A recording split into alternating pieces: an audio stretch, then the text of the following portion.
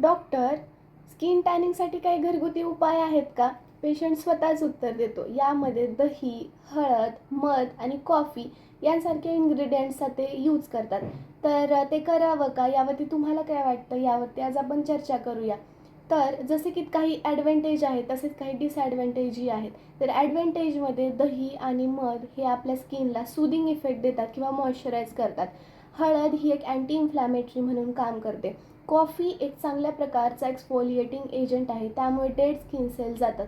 हे काही ॲडव्हांटेज आहेत. तर काही डिसॲडव्हांटेज असे की कॉफी जर एक चांगला एक्सफोलिएटिंग एजंट असला तरी आपण स्किनला मेकॅनिकल इंजुरी देतो, त्यामुळे ती मेकॅनिकल इंजुरी आपल्या कंट्रोल्ड वेमध्ये नसते. त्यामुळे अनकंट्रोल्ड वेमध्ये आपण स्किनला खूप हार्म पोहोचवू शकतो. त्यामध्ये स्किनला रेडनेस, इरिटेशन, इन्फ्लॅमेशन जाणवू शकतं.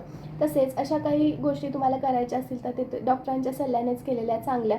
ही छोटीशी माहिती तुमच्यासाठी. व्हिडिओ आवडला असेल तर लाईक करा, शेअर करा, पेजला फॉलो करा. थँक्यू.